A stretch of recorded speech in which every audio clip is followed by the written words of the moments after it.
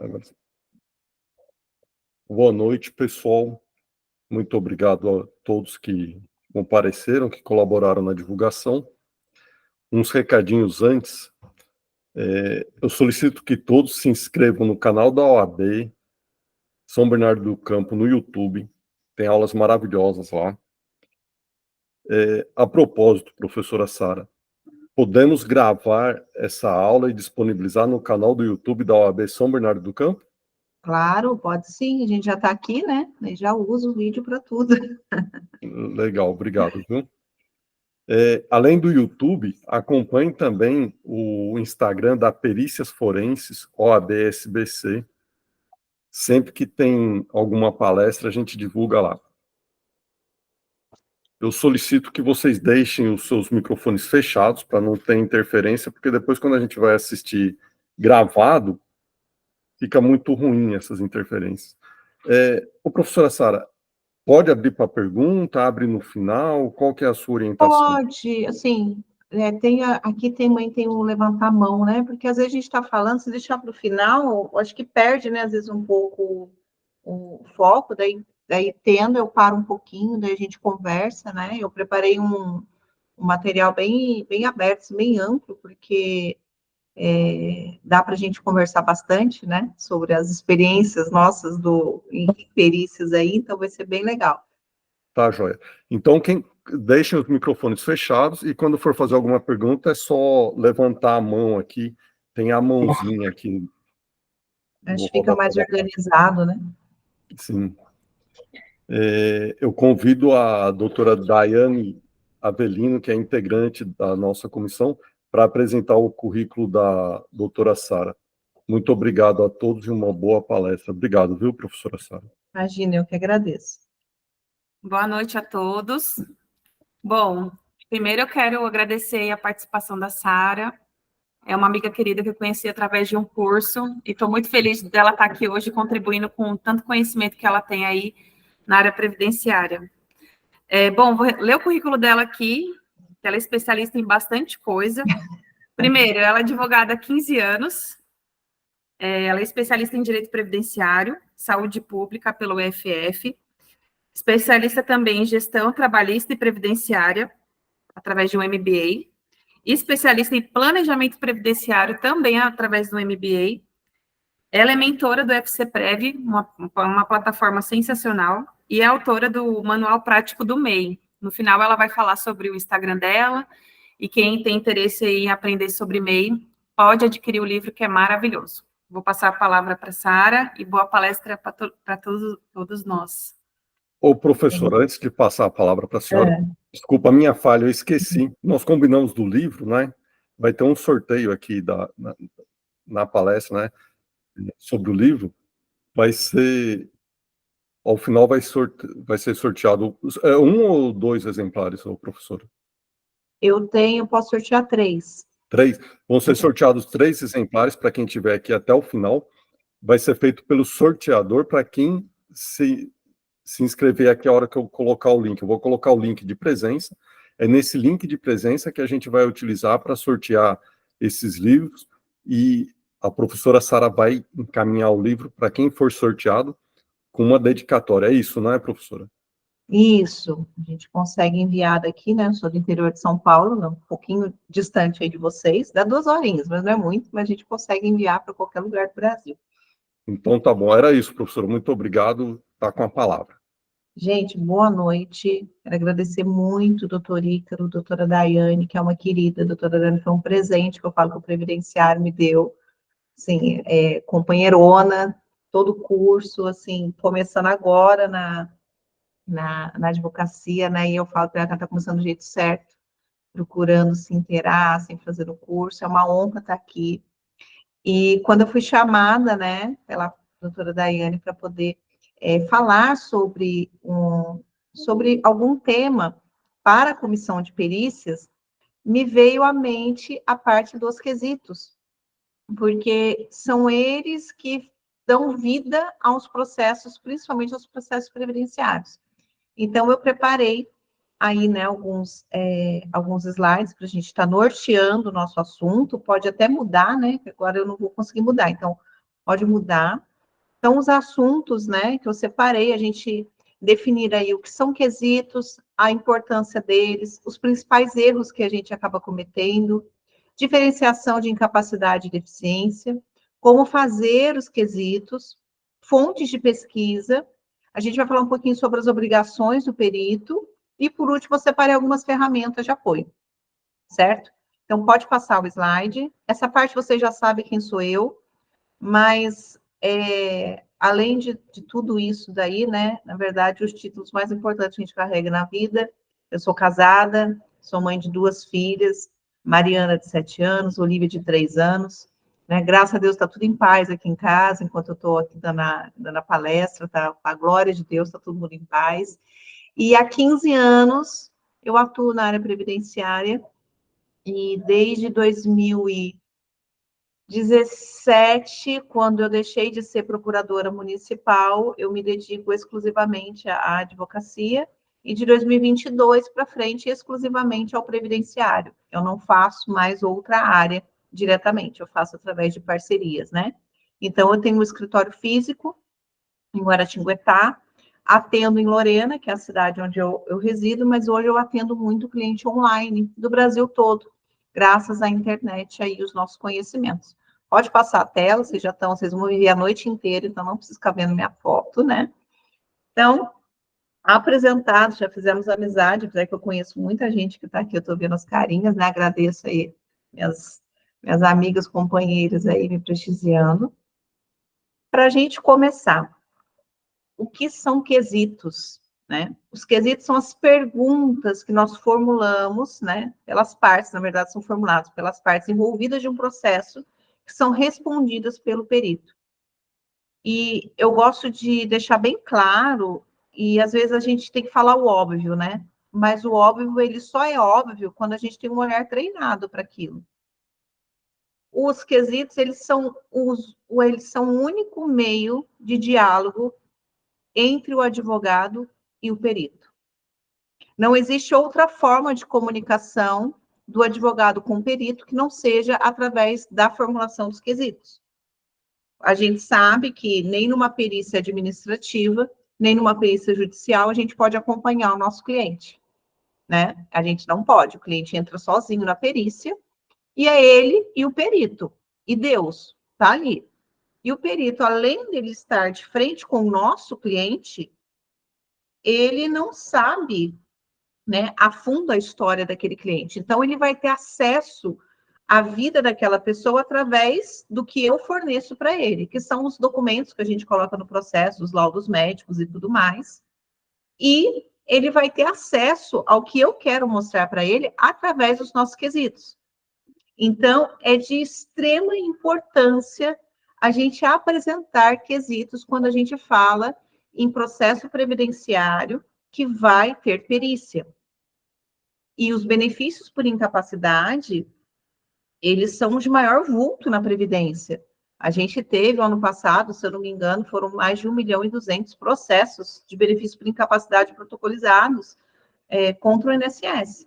Então, são muitos processos. Hoje, um previdenciarista que fala, eu não faço benefício por incapacidade, ele não faz porque ele passa para alguém, porque vai bater na porta do escritório dele alguém que teve um benefício indeferido. Então, a gente tem essa obrigação.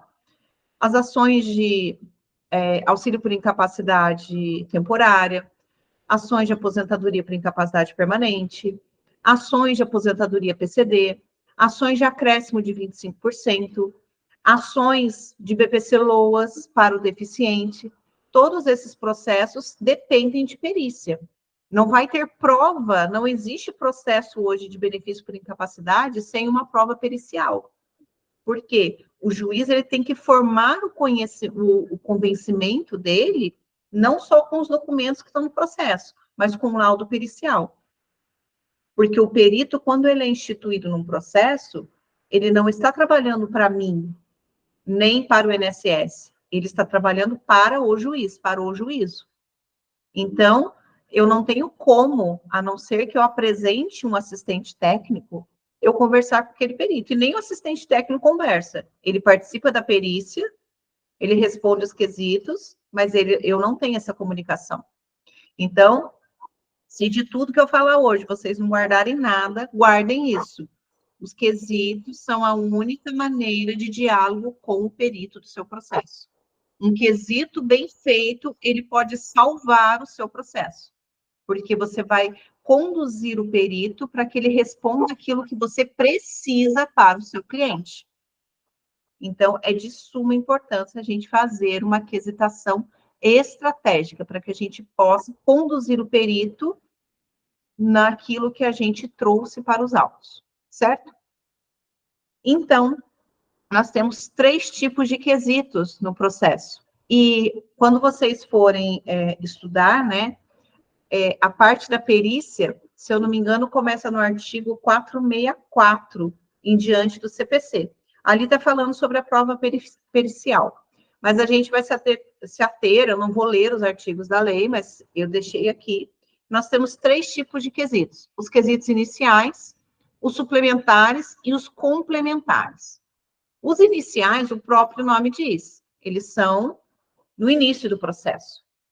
E aqui eu tenho que falar que de preferência na petição inicial, porque nem sempre o juiz vai abrir prazo para que você apresente seus quesitos. Exemplo, no GEF, o nosso temido GEF, o juiz ele pode mandar o processo para o perito antes de citar o INSS. Ele só vai citar o INSS se o laudo for favorável. Se for desfavorável, às vezes ele nem cita o INSS. E daí, se você não apresentou os quesitos na sua petição inicial, você perdeu a chance de apresentá-los. Então, o que eu costumo fazer, depois de já ter errado bastante, né? Em 15 anos a gente erra bastante, a gente aprende. Fiz a petição inicial, seja no GEF, seja na vara estadual, seja na Justiça Federal, a gente coloca os quesitos na petição. Dentro do corpo da petição ou em anexo, mas a gente já faz referência a esses quesitos. Tá? Os quesitos suplementares, eles podem ser apresentados antes do laudo pericial, mas se eu não apresentei quesitos iniciais, eu não posso apresentar suplementar, porque o quesito suplementar, ele vai depender do inicial. Então, se eu comi bola, eu não apresentei quesito inicial, o processo correu para a perícia, já marcou a perícia, o juiz não abriu ali a prazo para mim, eu perdi o prazo para apresentar e não apresentei iniciais, eu não posso apresentar quesitos suplementares. Agora, se eu apresentei os quesitos iniciais, o processo está rolando, e aconteceu algo no meio do processo ali, eu com o meu cliente, e eu juntei um outro documento, ou eu lembrei de alguma coisa, eu posso colocar quesito suplementar ali, a lei me garante isso. E nós temos os outros quesitos, que são os complementares. Esses são entregues após a entrega do laudo. Quando o perito emite o laudo dele, eu falo, opa, peraí, eu vou ler o laudo do perito e falo assim, peraí, eu acho que ficou alguma dúvida aqui, eu vou apresentar um quesito complementar para que ele responda, para que dê maior clareza no laudo dele. Então, a gente tem aí 3 tipos de quesitos e todos são importantes. Você sempre apresenta quesito complementar? Não. Se o laudo for favorável a mim, se ele estiver bem claro, não tem o porquê eu ficar enchendo linguiça, né? Eu falo assim, eu vou colocar aqui para responder mais. Porque, assim, o perito não vai gostar de ter que refazer o trabalho dele para responder algo que, assim, não vai fazer diferença. Então, a gente tem que ter, assim, aquela clareza do nosso processo, ver o laudo inteiro ali, para saber se eu vou precisar apresentar os quesitos complementares. Mas os iniciais, eles são obrigatórios. Seja uma perícia, sabe aquele a causa ganha, doutora? Não existe. É causa ganha? Pode ser. Eu estou pedindo... Ele é cego, dos 2 olhos. Vai passar na perícia, vai comprovar. Apresente quesitos. A ausência da visão incapacita ele para o trabalho? A ausência da visão torna ele uma pessoa com deficiência? Ele tem uma barreira? Faça quesito. Ponto. Ou não existe causa-ganha em processo, obviamente, né? A gente até arrepia a coluna quando a gente ouve um causa-ganha, né? Mas a gente tem que apresentar esses quesitos. Pode mudar o próximo slide. E mais uma vez, a importância dos quesitos, né? Use a quesitação para se comunicar com o perito, para que ele responda aquilo que vai favorecer o seu cliente, tá? Os quesitos é a única oportunidade de contato com o perito, a gente já disse. Quando eles são bem elaborados, podem te fazer ganhar uma ação. Principalmente quando a gente tem prova documental que não é tão robusta, não é tão forte. Quando a gente está falando de uma incapacidade, por exemplo, nos benefícios que envolvem doenças psíquicas, é muito difícil, porque os laudos, vai ter lá um CID, um F32, um F29. A doença está ali, beleza, mas a ação vai ser através dos quesitos que eu vou levar o perito a analisar o meu cliente ali de uma maneira que ele indique a incapacidade ou a barreira que aquela pessoa sofre com base naquela situação que eu quero que ele veja. Os quesitos servem para chamar a atenção do juiz e do perito para a vida do cliente. Eles podem complementar as provas nos autos, já falei isso, e eles são os condutores da principal prova que será produzida no processo.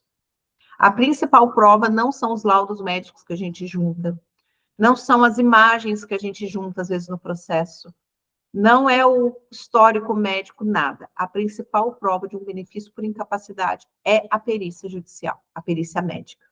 Então, a gente tem essa importância, né? E a gente agora vai começar a falar como elaborar esses quesitos de uma maneira que a gente não repita aquilo que o juiz coloca, que o juiz já tem, né? O juiz já tem aquela tabelinha de quesitos dele, e o INSS tem a dele. Para que eu vou colocar igual? Porque para o perito responder 3 vezes a mesma coisa. Então, nós, como parte interessada do processo, como advogados, nós temos obrigação de fazer quesitos personalizados para os nossos clientes, que não repitam aquilo que o juiz pergunta. É fácil? Não é. É trabalhoso? É, mas é o que pode salvar o nosso processo. Pode mudar o slide, por favor. Vamos lá, começar os principais erros na hora de quesitar. Discutir doença. Eu já vi várias palestras de médicos peritos que também são advogados, e eles apontam vários casos, a gente até dá risada, mas a gente ri com respeito, porque a gente já fez isso. A gente não quesita sobre a doença, mas sim sobre a manifestação clínica da doença. Porque a doença no processo ela é incontroversa. A gente tem um laudo médico que fala lá, CID M54, problema lá de lombar, né, dorsargia, lá, lombalgia. Beleza, todo mundo pode ter um M54. Só que no meu cliente, aquele CID, qual que é a manifestação clínica que ele está tendo? Ele consegue ficar sentado por mais de 1 hora? Ele consegue ficar de pé por mais de 2 horas? Ele consegue se agachar sem sentir dor? Ele é um pedreiro, ele consegue trabalhar apresentando essa doença? Então, a gente não discute doença, a gente discute os sintomas, a manifestação clínica dessa doença. Quesitar sobre a lesão. O foco nosso não deve estar na lesão, mas sim no dano causado ou na função prejudicada. Por exemplo, a pessoa quebrou a bacia toda. Eu não vou ficar lá assim, senhor perito, queira dizer se fulano está com a bacia quebrada. Ele vai falar sim, porque o laudo médico já diz isso. Mas eu posso falar, senhor perito, queira me dizer se a lesão decorrente da bacia quebrada prejudica o meu cliente no seu trabalho habitual. Então, a gente joga o quesito dessa parte. A gente tem que fazer com que o perito responda sobre a incapacidade ou sobre a deficiência. Quesitos de resposta sim ou não. Quesitos de resposta sim ou não. A gente, às vezes, faz uma pergunta para o perito. Senhor perito, meu cliente tem CID não sei o quê? Ele vai falar sim ou não. Façam quesitos que façam com que com que o perito dê respostas que você vai poder usar na sua manifestação. Que ele ateste a incapacidade, que ele fale sobre a deficiência, sobre a barreira, que ele formule uma frase e não responda apenas sim ou não, entendeu? E aqui, o primeiro que eu falei, eu entrego minhas palestras antes. Repetir os quesitos do juiz. A gente vai lá no Google e escreve, levante a mão quem nunca fez isso, quesitos para ação de cardiopatia. Daí vai aparecer lá o modelinho. A gente vai lá e pega e joga no nosso processo. Mas aquilo não tem nada a ver com o nosso cliente, né? Então, a gente nunca deve repetir os quesitos do juiz, porque já são do juiz, o juiz já está perguntando lá, e a gente tem isso claro, em todos os processos ele vai se repetir. Vai aparecer lá, senhor perito, queira dizer se existe incapacidade para trabalho, qual é a doença, qual é isso, qual é aquilo. O juiz já tem os quesitos dele, então a gente tem que fazer diferente. Então, esses são os principais erros. E eu elenquei isso de vivência, porque eu já errei nisso. Eu já apresentei quesitos, não sabia, somente logo no começo. Eu olhava os quesitos do juízo, eu fazia igualzinho. Daí o perito não respondia, mas não é que ele não respondia os meus quesitos, ele já tinha respondido do juiz. Mais para frente a gente vai ver que o perito ele tem a obrigação de responder todos os quesitos, né? Já fiz muito de discutir a doença. Queira o senhor perito esclarecer se o fulano é portador de tal CID. O que ele respondeu? Sim. O que isso serviu? Para nada, porque eu não provei a incapacidade nem a deficiência. Pode passar o slide. Atenção agora. Isso é o que a gente tem que definir na nossa cabeça para o nosso cliente, para o nosso processo e para os quesitos. Muitos peritos, muitos juízes e muitos advogados confundem incapacidade com deficiência. E é aí que vamos dizer assim, é a chave, é o segredo para o que você vai precisar, para o desenrolar do seu processo. Quando a gente fala de incapacidade, a gente tem um conceito aqui, é a impossibilidade de desempenho das funções específicas de uma atividade, função ou ocupação habitualmente exercida pelo segurado, em consequência de alterações morfopsicofisiológicas provadas pela doença ou acidente. A gente geralmente fala de incapacidade quando a gente está falando de algo relacionado ao trabalho, seja no antigo auxílio-doença, na aposentadoria por invalidez. Quando a gente fala de acréscimo de 25%, a gente já não fala de incapacidade, a gente fala do quê? De dependência de terceiros para as atividades habituais do dia a dia. Mas quando a gente está falando do auxílio-acidente, a gente está falando de incapacidade. Agora, a deficiência, pessoas com deficiência são aquelas que têm impedimento de médio e longo prazo, de natureza física, mental, intelectual ou sensorial, o que, em interação com uma ou mais barreiras, pode obstruir a sua participação plena e efetiva na sociedade, em igualdade de condições com as demais pessoas. Onde a gente usa o conceito de deficiência? Nas aposentadorias da PCD, quando a gente vai falar aí de VPC para deficiente, né?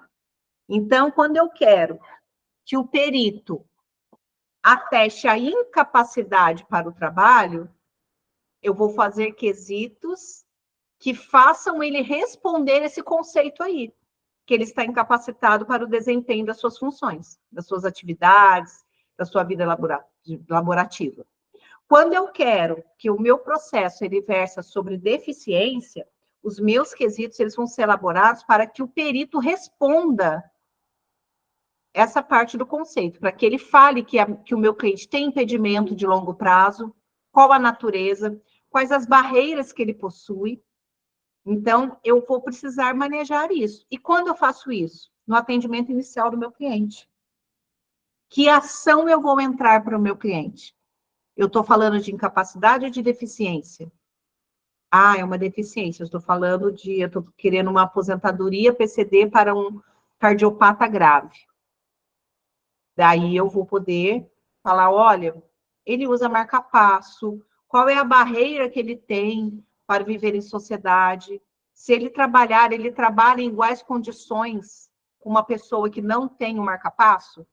É isso que eu vou manejar nos meus quesitos. Então, a gente tem que ter clareza, sabe por quê? Até no judiciário, nas sentenças, os peritos, eles confundem incapacidade com deficiência. Então, só um minutinho, gente.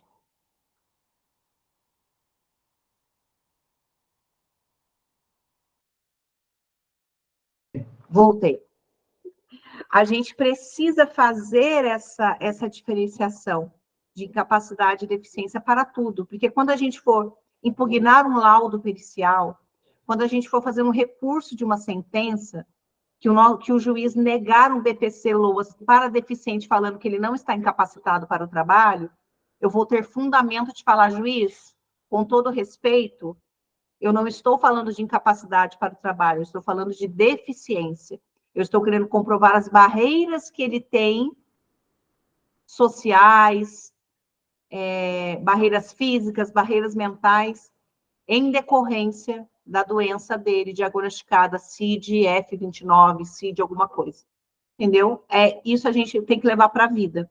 Fazer essa diferenciação. Quando a gente faz isso, a gente se destaca. Porque a gente consegue perceber que tem até médico perito, que num processo de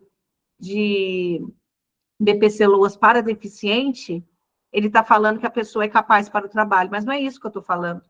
Eu estou querendo comprovar a deficiência, não a capacidade. Então, isso é uma coisa que a gente leva para a vida. Próximo slide, a gente vai falar agora como fazer os quesitos. Eu coloquei até o Dr. House aqui, que a gente tem que fazer, né? O Dr. House, Grey's Anatomy.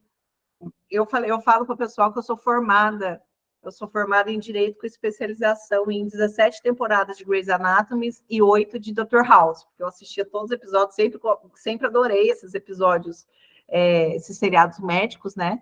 É que agora a gente não tem mais tempo para assistir. Aqui em casa, quando eu não estou estudando, a televisão está rolando Peppa Pig ou está rolando desenho por conta das crianças, mas eu gostava muito de assistir essas séries. Então, a gente tem que incorporar aí um Dr. House e pesquisar sobre a doença do seu cliente.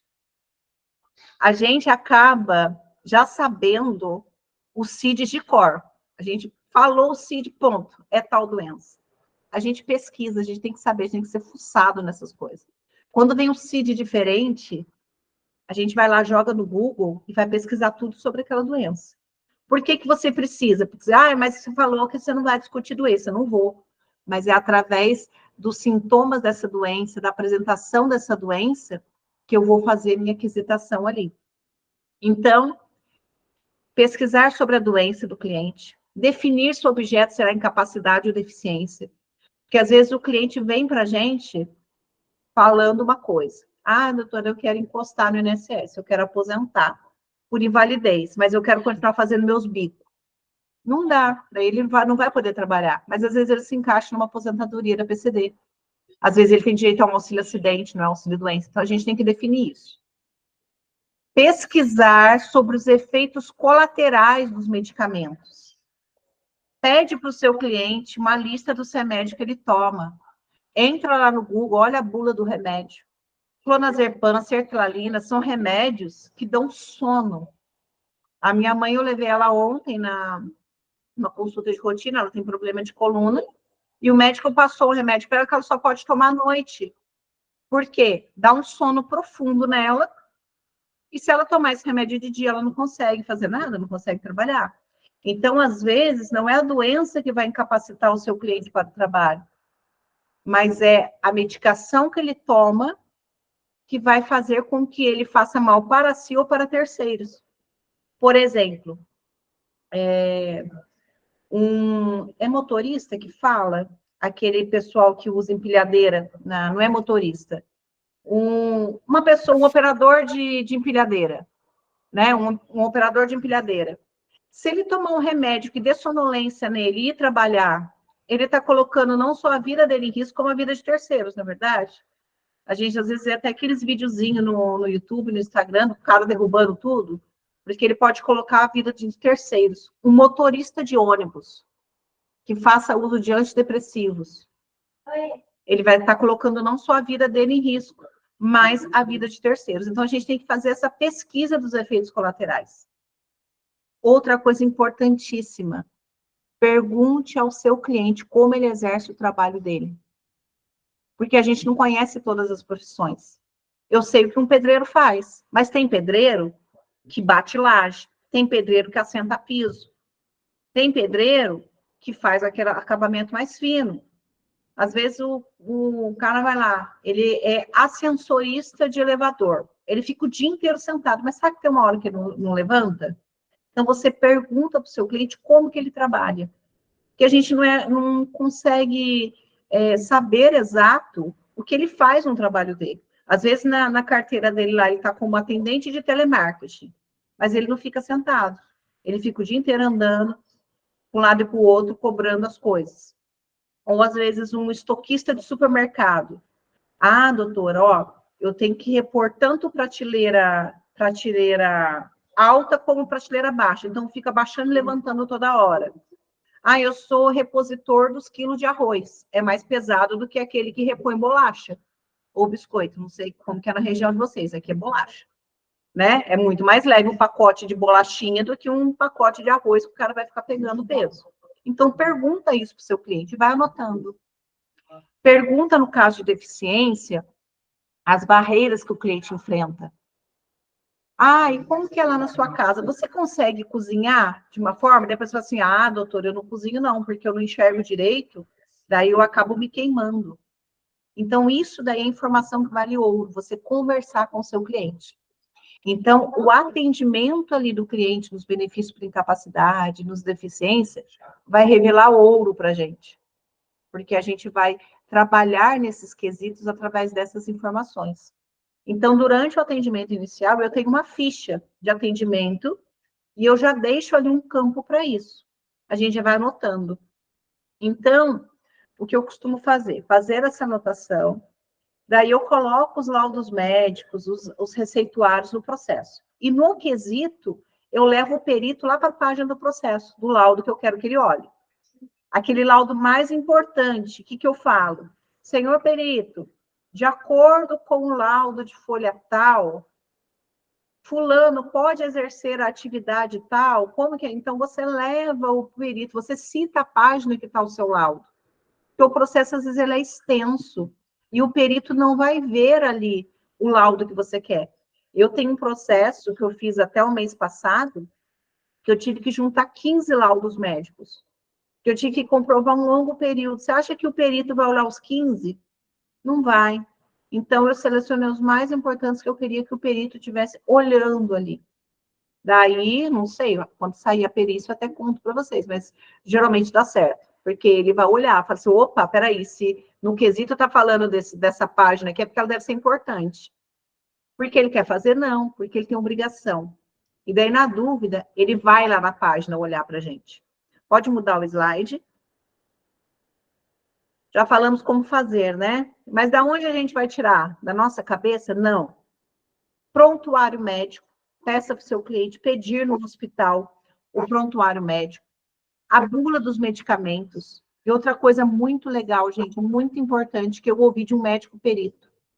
O PPP, ele não serve só para aposentadoria especial. Ele serve para que você veja a profissiografia do seu cliente. Então, é muito importante você fazer o estudo disso daí, entendeu? Você pegar ali o LTCAT, o PCMSO e o PPP e olhar a atividade do seu cliente, as condições do ambiente de trabalho, o PCMSO, que são aqueles documentos que vão falar do uso de EPI, vai falar se o ambiente do trabalho dele é insalubre, como que é. Use isso também para os benefícios por incapacidade, para que você possa descobrir ali algo, né, que vai ser importante para o seu processo. No contrato de trabalho também, às vezes tem a descrição da função. Porque daí, ó, de acordo com o documento tal, para o contrato de trabalho, que tem a descrição da função do seu cliente, ele pode exercer essas funções com a manifestação da doença que ele tem? Então, é bem importante. E revista Perspectivas, eu estive num curso de aposentadoria do PCD, onde o doutor André Coelho, que ele é advogado e ele é portador de deficiência, ele falou dessa revista. É uma revista médica, vocês podem digitar no Google, e é cheio de artigos sobre tudo quanto é doença, sobre coisas, principalmente aquelas doenças mais raras. Então, é bem interessante essa revista. Eu andei fuçando nela, e ali a gente tira ouro também, revista Perspectivas. O Google, gente, o Google salva a vida da gente, porque tem aquela piada, né? Se não tem no Google, não existe. Então, você joga ali o CID do seu cliente no Google, joga os sintomas, joga a doença, o Google vai te falar. O YouTube também. Se você jogar ali qualquer deficiência, qualquer coisa no YouTube, vai ter 30 vídeos de alguém falando sobre o assunto. Então, você acaba se inteirando. Artigos médicos é mais chato de ler, gente, mas às vezes é importante. Eu estou com uma cliente que tem doença de Crohn e eu fui ler artigo para saber quais os níveis do medicamento. Ela já está no nível máximo já, ou seja, se ela entrar em crise, não tem como aumentar a medicação, e daí ela começa a apresentar outras coisas, né?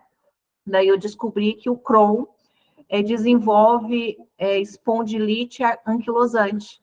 E essa não é uma doença lá dos rolos graves, até de isenção de imposto de renda? Então, eu fiz essa conexão. Mas eu fiz porque ela falou? Não. Eu conversei com ela e vi no laudo que acrescentou um CID. Daí eu fui fazer o cruzamento com o Google e deu certo. Artigos médicos, já falei, para deficiência. Infibra, ou InfaBR, né? E método FUSE. O método FUSE você vai usar muito nos casos de incapacidade, né? De deficiência. Porque você vai ter que usar para avaliar o laudo da deficiência. Porque quando a gente fala de deficiência, o laudo pericial ele é diferente. Porque tem que ter o CIF, que é aquele Código Internacional de Funcionalidade, é uma numeração. Então, quando você está falando de deficiência, você tem que saber esses dois últimos aqui. É chato de ler, gente, mas a gente lê tanta coisa que a gente não gosta, pelo menos isso vai fazer a diferença na vida do nosso cliente. Não é verdade? Na faculdade, a gente tinha que estudar tudo quanto é matéria, senão a gente não passava de ano e nem na UAB. Né? Eu brinco que eu não sei como que eu passei na UAB na parte de direito penal e nem na faculdade, porque eu nunca me dei bem com direito penal, não sei nada, mas eu tinha que estudar. Né? Processo penal, né? Eu gosto de tributário, mas tipo, a gente tinha que a tributária era a treva. Então, a gente tem que se propor a assistir, a ler coisas que vão ser benéficos para a nossa área. Tá? Pode mudar o slide. Falamos de fonte de pesquisa. Vou repetir. Nunca deixe de apresentar quesitos, porque o quesito é uma linha condutora da prova pericial. É pelos quesitos que o perito vai se conduzir. Por quê? Se o juiz não apresentar quesito, o INSS não apresentar quesito, e nem eu, o que o perito vai fazer ali? Ele vai dar a perícia prejudicada, porque ele não vai ter o que responder. Tá? E no artigo 473, isso também é muito importante, o perito deve responder todos os quesitos apresentados.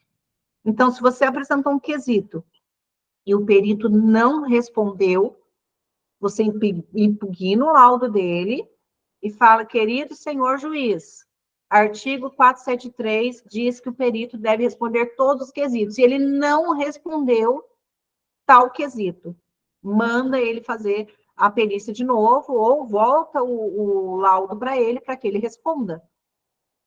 Esse é o peso do quesito que tem, o seu quesito. Não é o do juízo que ele tem que responder, não, ele tem que responder todos. Os seus, o do INSS e do quesito. E no 477, fala que o perito ele tem o dever de prestar esclarecimentos. Então, quando você vê ali no laudo médico, o perito está de má vontade, e eu até entendo que às vezes o cara faz 10 perícias no mesmo dia, mas ele tem que deixar o negócio claro, ele tem que fazer um laudo bom. Então, a gente tem ali, no laudo pericial, a gente tem que ter o histórico, né? O perito coloca o histórico, ele coloca a descrição da situação do paciente, ele levanta a discussão do laudo é a alma do laudo pericial, porque ali na discussão que ele vai confrontar os documentos, os exames e o paciente. Então, ele vai naquela discussão. E a conclusão ele vai fazer com base ali no histórico, na descrição e na discussão que ele entrou, né? E quando a gente fala de perícia judicial, a relação entre perito e cliente não é aquela relação amistosa de médico particular com meu cliente, não. É uma relação de periciando com perito. O perito, ele responde ao juiz, ele é perito do juiz, ele não é do meu cliente. Então, ele não é obrigado a favorecer, né, o meu cliente, ele não é obrigado a nada. Ele é obrigado a responder os quesitos e olhar os laudos. Ele não vai ter empatia com o meu cliente, ele não vai falar assim, coitadinho dele. Não, ele não vai fazer isso. Ele está ali para prestar o serviço dele, para ser uma pessoa neutra.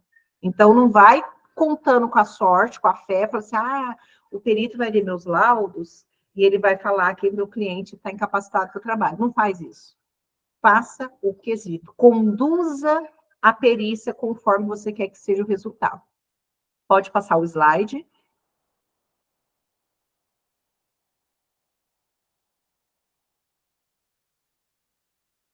Ferramentas de apoio. Outra coisa que é bem interessante, vocês podem até achar que eu sou meio louca, porém, resolve. Quando você olha as resoluções do Conselho Federal de Medicina, eu coloquei 2 aí. Uma dessas resoluções, eu acho que é a de cima, ela fala o que tem que conter nos atestados médicos. E a de baixo, se eu não me engano, fala sobre o prontuário médico.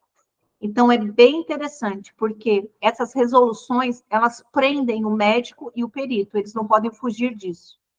Às vezes você impugna, você tem que impugnar algo e você vai usar essas resoluções. Vale a pena a leitura. Outra ferramenta de apoio para os quesitos, outros processos. Procure no TRF da sua região ou no TRF de outra região processos que sejam semelhantes ao do seu cliente. Daí você vai entrar, seja curioso mesmo, entra, olha o processo da íntegra, vê o quesito que o colega apresentou, vê como que ficou o laudo, né? É aquele copia, mas não faz igual. Então, a gente pode dar aquela copiada, né? Nossa, olha, eu estou com um caso aqui de nefropatia grave. Deixa eu ver esse processo. Olha esse quesito que o colega apresentou, o perito respondeu legal. Você vai e usa. As jurisprudências também são muito importantes quando a gente junta ali o CID e o resultado que a gente quer, a gente vai achar várias jurisprudências, não só para colocar no nosso processo. Eu já ouvi de juiz falando que eles não gostam de jurisprudência no processo, porque, tipo, tá falando para ele, olha que o outro juiz já decidiu desse jeito, mas ele não é o outro juiz, ele tem o livre convencimento dele. Então, eu já ouvi isso de vários juízes, falando que eles não gostam. A gente tem mania, né, de colocar, às vezes, 10 jurisprudências no processo. E, às vezes, não é, a não ser que a gente precise realmente, mas quando a gente fala de incapacidade, o juiz, ele quer ter o livre convencimento dele. Ele vai falar assim, tipo, meu colega decidiu isso? Cada caso é um caso, ele é ele, eu sou eu. Né? Então, a gente fica atento nisso. E, por último, aí eu coloquei o ChatGPT. Alguém aqui, depois a gente vai abrir, já usou o ChatGPT para fazer quesitos? Eu tenho usado. E por quê? Ai, Sara, mas o ChatGPT tá coisa. Não. Você sabendo alimentar o ChatGPT, informando o CID e a profissão exercida do seu cliente, ou CID e a barreira que você quer que ele comprove, ele consegue montar quesitos para que você possa ter uma base do que perguntar. É fantástico. Esses dias mesmo, eu usei o chat para me ajudar numa quesitação. Era um processo de BPCOAS para deficiência, e a cliente tinha muitas deficiências, muito CID junto, e eu precisava fazer uma correlação com aquilo, entendeu? E daí o ChatGPT colocou, porque o conjunto ali de CID, inclusive um que eu esqueci o número e a letra, mas é uma doença vascular que prejudica os pés. Então, ela não consegue, por exemplo, colocar um sapato fechado que forma ferida no pé. Então, o ChatGPT foi conduzindo ali um quesito que fosse uma resposta condizente. Então, é bem interessante o uso do ChatGPT.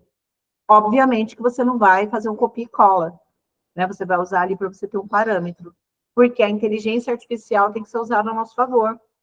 O ChatGPT ele vai ter o banco de CID dentro dele, com as especificações todas. E ele também vai ter, ali, quando você jogar a profissografia do seu cliente, o que ele faz, o costume, ele vai fazer um cruzado, ele vai falar que um pedreiro que tem 3 bicos de papagaio não pode pegar peso, que um pedreiro que tem uma cardiopatia grave corre o risco de, no sol quente, subir a pressão, ele ter um infarto e morrer no trabalho. Então, é muito interessante, a gente não precisa ficar batendo a cabeça pensando nos quesitos sozinhos, tá? Pode mudar o slide. Eu não lembro qual que é o próximo. É o de encerramento. Era isso que eu queria trazer para vocês, tá? E eu gosto muito dessa frase, né? Se a gente escolheu vencer, ninguém entra com um processo para perder. Alguém aqui entra com um processo para perder? Não. Então, se a gente escolheu vencer aquele processo, a gente tem que acordar todos os dias obstinado a trabalhar por essa vitória. A autora dessa frase, obviamente, não sou eu, né? É da CEO da Disney, que faz palestras sobre marketing, vendas da Disney, né? Aí tá meu Instagram, meu e-mail, pode seguir, pode perguntar, pode rir, pode chorar, pode fazer qualquer coisa que a gente faz. A gente, se for no WhatsApp, a gente manda figurinha, né? A gente faz qualquer coisa, a gente ajuda. E se tiverem perguntas, podem fazer. Se alguém quiser chorar, falar alguma coisa, a gente está disponível. Tá? Eu espero ter contribuído um pouco com vocês, né? Que tudo que eu falei aqui sirva pelo menos para vocês refletirem, né? Na importância de apresentar quesitos nos processos, porque é o que a gente mais faz, né? A gente hoje, eu, por exemplo, no escritório, o contencioso, acho que 80% meu são benefícios por incapacidade. Eu não faço aposentadoria especial, né? Mas os benefícios por incapacidades eu gosto, sempre gostei. E o mais importante, né? A gente está mexendo com vida, uma pessoa que depende daquele benefício para sobreviver. Então, a gente tem que realmente dar o nosso melhor. E através dos quesitos a gente consegue isso brilhantemente, às vezes, né? A gente salva. Eu queria ter trazido alguns exemplos, mas o meu token queimou essa semana. E eu só consegui pegar ele hoje, então eu não consegui. Mas eu já tive um caso que foi, assim, uma vitória pessoal minha, um processo de 2018, onde meu cliente tinha já uma nefropatia grave, e a nefropatia acabou prejudicando a visão dele, e na época era competência delegada, então o processo corre na vara estadual, e quem fez a perícia dele foi uma médica psiquiatra, analisando uma nefropatia. Então, ela falou que ele não estava incapaz para o trabalho, o juiz deu a sentença, e eu recorri da sentença falando que ela não tinha especialidade, né, e tudo mais. Eu consegui anular essa sentença no tribunal. O processo voltou, ele passou por um nefrólogo, né, por um nefrologista, e o nefrologista atestou que ele estava totalmente incapacitado para o trabalho, até porque ele já estava em hemodiálise, e a gente conseguiu reverter esse processo. Porque se eu tivesse jogado o pano lá atrás, quando o juiz acatou o laudo maluco do médico perito, né, que pulou tudo, esse cliente não estava com o benefício dele. E hoje ele já está na fila do transplante, né? O processo ainda corre, porque o INSS recorre até o fim do mundo, né? Mas ele já está recebendo, a gente conseguiu a tutela de urgência dele ali, com base nesse laudo pericial novo.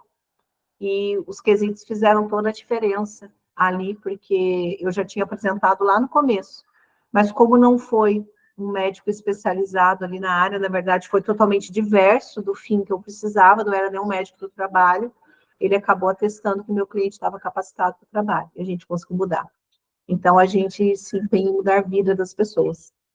E assim eu encerro, deixo a palavra aí para o doutor Ícaro, e depois podem... Eu ia preparar material, esses relatórios que eu mostrei, mas eu não consegui, mas depois a gente pode disponibilizar. Meus parabéns, professora, muito bom. Milhares de elogios aqui no chat. Eu não tenho coordenação, gente. Ou eu olho o chat ou eu apresento, agora que eu estou vendo. A Paula Miranda falou, aula sensacional, a Selma Nonato, assunto difícil, mas a Sara trouxe com maestria, palestra maravilhosa. Marcela Estou Paraíso. vendo aqui, gente. E tem uma pergunta aqui, Diego Malta. Doutora, o que você acha sobre assistência técnica? Olha, eu acho uma boa, principalmente se você vê que, na verdade, assim, por mim, eu teria assistente técnico em todos os processos. Mas o cliente, ele não tem, às vezes, aquele dinheiro para pagar. E, às vezes, a gente não acha um assistente técnico que cobre, né? Ou a gente não tem aquelas condições. Em alguns casos, eu já tive assistente técnico, principalmente eu vou ser bem sincera aqui, nas doenças específicas, que é difícil comprovar, então, assistente técnico, eu acho que é sensacional. E também nas doenças que a gente tem hoje muito, fibromialgia, lúpus, são doenças que não tem diagnóstico pronto, né? A fibromialgia, a gente não tem um exame que ateste. A gente tem ali exames de exclusão que o médico chega. Então, eu acho muito importante. Se você tem condições, se o seu cliente tem condições, nomeie um assistente técnico. Se você tem condições de antecipar os honorários do assistente técnico e depois você descontar do seu cliente o recebimento, faça. Então, assim, nas doenças psíquicas, naquelas doenças bem difíceis, que você vê que aquele caso ali está bem complicado, um assistente técnico pode salvar ali a sua perícia. Porque ele vai dar o parecer dele, daí você vai ter dois médicos. Peraí, um está falando X, um está falando Y. Vamos confrontar aí. Daí vai vencer quem está ali mais próximo ao que foi narrado aos fatos, né? Os documentos que eu apresentei no processo.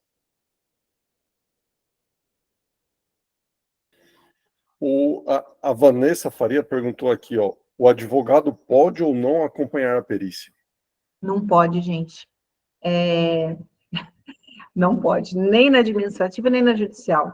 Eu, na verdade, assim, eu falo sempre para o cliente ir acompanhado, né, quando possível. Principalmente, eu estou com um acréscimo de 25%, que eu estou pedindo exatamente porque o meu cliente, ele tem epilepsia e convulsões, e ele não pode ficar sozinho. Ele tem até uma carteirinha do município de acompanhante obrigatório, que ele não pode ficar. Então, eu peço, porque o perito vai perguntar, o senhor veio aqui sozinho ou veio acompanhado? Então, você pode levar, né, o seu cliente até ali, mas lá dentro é só ele é o perito. Então, não tem como, né? O Marcelo aqui está falando da revista Cielo, é boa também essa revista, eu já li ela algumas vezes. São revistas, eu falo, gente, a gente tem que sair da caixa, né? A gente tem que pensar fora da caixa para que a gente possa aí dar o melhor para o cliente e ter êxito, né, gente? A gente entra no processo para ganhar. A gente é advogado, a gente não quer, vou tentar. Não, a gente tem que conseguir. Então, a gente entra para dar a cara a tapa e para fazer o melhor para o cliente e para falar, não, nós vamos conseguir, né? Eu estou lendo aqui a lista de presença. Mais alguém? Eu acho que é só, né?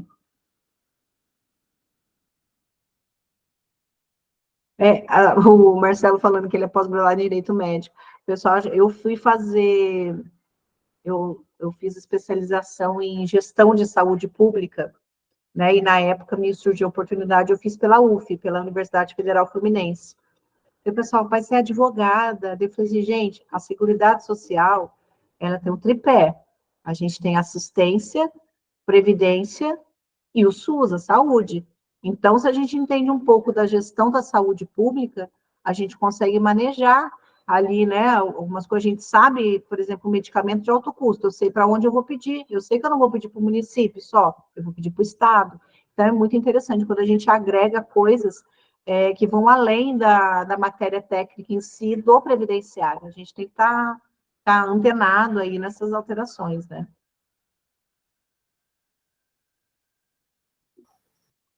O Diego Mal está falando da FUBMED. Tem muita revista, muita coisa que a gente pode agregar.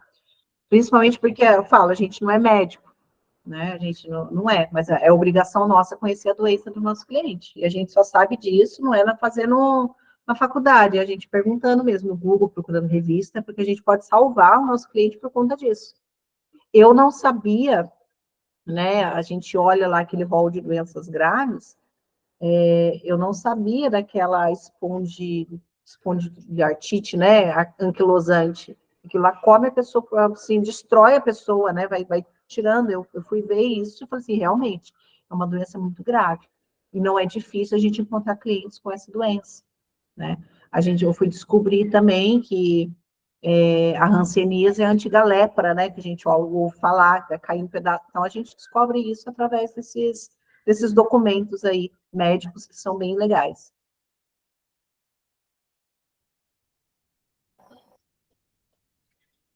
Muito bom, professora. Alguma pergunta, Nayara? Cara da Nayara. Filho, como que eu saio com pergunta depois de uma aula dessa? A Vanessa me salvou aqui, Vanessa, espondilite anquilosante. Aí, gente, umas palavras meio difíceis, né? A doutora Nayara é companheirona minha também. Professora, meus parabéns, muito obrigado. Eu sou presidente da comissão de perícias forenses da OAB São Bernardo, né? Mas a minha especialidade é trabalhista, eu não faço nada de previdenciário. Eu fiz 3 pós-graduação em previdenciário. Eita!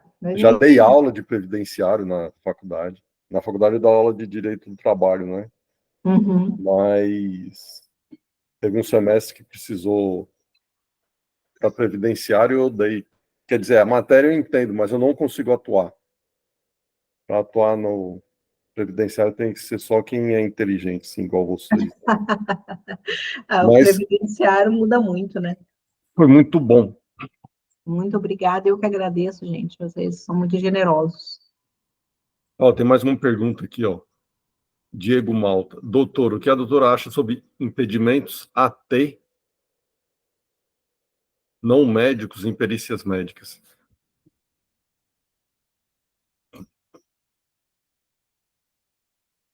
Impedimento. Impedir o assistente técnico? Não é. Hoje a gente tem, né, até acho que tem a doutora Vanessa, que é fisioterapeuta forense, a gente tem, acho que é isso que está querendo dizer, né? Os fisioterapeutas forenses e tudo mais, né? Como assim, isso mesmo. Eu acho super importante, sabe por quê? É um trabalho que, inclusive, eu fui apresentada, acho que o ano passado, porque eu realmente não desconhecia. O fisioterapeuta forense, ele é capaz, principalmente quando fala em assunto de deficiência, ele que vai preencher ali o CIF que a gente precisa. Ele que vai fazer. E realmente, ele foi impedido hoje. Tem muito juiz. Daí o advogado tem que entrar no meio e recorrer, porque o assistente técnico, se eu não me engano, não eu não tenho muita certeza disso, mas se eu não me engano, ele não é obrigatório que ele seja médico. Eu posso indicar assistentes técnicos, né? Aí, tem algumas súmulas que já pacificaram. A Catiana Matias. Gente, Catiana Matias aqui, eu sou fã dessa mulher, porque ela é top. Eu já assisti palestra dela em eventos, que ela é top. Advogado e fisioterapeuta, tem algumas súmulas já pacificam. Então, quando é impedido, o advogado tem que recorrer. Suspende tudo e vai ali vai para o embate. Advogado, gente, é para causar confusão, senão a gente nem entra. Não é? Para causar. Tem gente que fala assim, conciliação. Não, a gente é para arrumar confusão, a gente é para brigar pelo nosso cliente. Então, você indicou um assistente técnico ali. Ele foi impedido, opa, você já vai fazer seu meio ali. Usa, a doutora Catiane falou ali, ó, tem súmula já pacificada, você procura ali e mete bronca. Daí vai marcar outra data de perícia para o seu assistente poder entrar ali. Mas é muito importante, o fisioterapeuta, ele consegue, e posso contar um caso para vocês, gente, que eu passei, porque assim, a gente é o primeiro juiz da causa, mas tem cliente que engana a gente. Eu tive uma cliente logo em janeiro, que ela entrou na minha sala, que eu falei, gente, se essa mulher levantar o braço, Jesus ia puxar ela. Ela tá morrendo. Entrou mancando, entrou repuxando um monte de laudo, eu falei assim, pronto, tá tudo certo. Daí ela passou pela perícia. E o médico perito, ele era um ortopedista, e ele fez uma perícia sensacional. Ele colocou imagens dela fazendo os movimentos, e ele explicava o porquê que ela estava ficando de ponta de pé, se ela conseguia, que ela não tinha impedimento, todos os movimentos. A hora que veio o laudo, eu não tinha o que contestar, fiquei com aquela cara, né, de palhaça, falei assim, gente, eu não acredito que eu fui ludibriada pela cliente. Daí eu falei, dona fulana, vem aqui para a gente conversar, escuta aqui, quem quer ser aqui na foto? Ah, sou eu, doutor. Ué, mas você está de ponta de pé, você consegue? Daí eu fiquei com aquela cara de X, né? Eu vou fazer o quê, gente? Daí ainda bem, era JEF, justiça gratuita, processo obviamente que foi indeferido. Eu falei, mas dona fulana, se a senhora consegue se dobrar, fazer desse jeito, a senhora consegue fazer suas coisas. Então aí, ó, acontece mais, a gente passa por isso. Então, por isso que eu falo, aperta o cliente, faz aquela entrevista boa mesmo. E se você achar que precisa, que realmente, nomeie um assistente.